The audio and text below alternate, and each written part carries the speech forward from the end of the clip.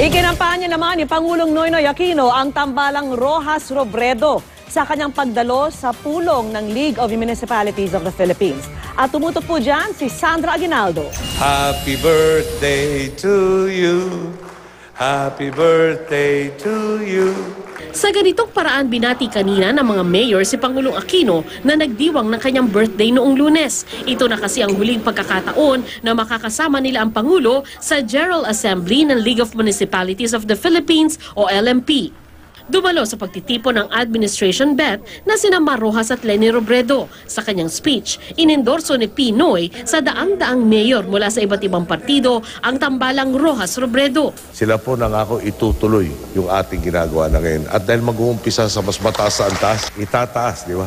Itataas sila tayo, mas mataas yung pinag-umpisahan nila. Eh siguro naman po mas mabilis yung lalong pagbabago ng ating lipunan.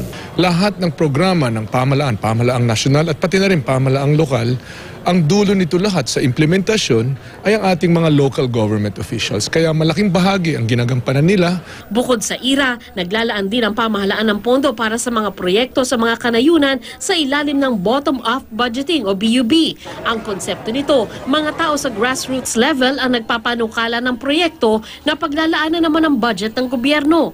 Natanong tuloy muli kung hindi kaya nagagamit ang pondo ng gobyerno para suyuin ang mga lugar na mayayaman sa boto? Itong nakaraang 5 taon, nakita nila pantay-pantay.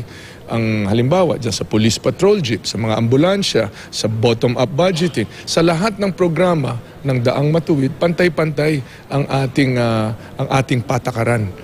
Sa pagtitipon, kinilala rin ng LMP ang mga naitulong ni Rojas sa local government nung siya pa ang kalihim ng DILG. Bagay na ipinagpasalamat naman ni Rojas. Sandra Aguinaldo, Nakatutok, 24 Oras.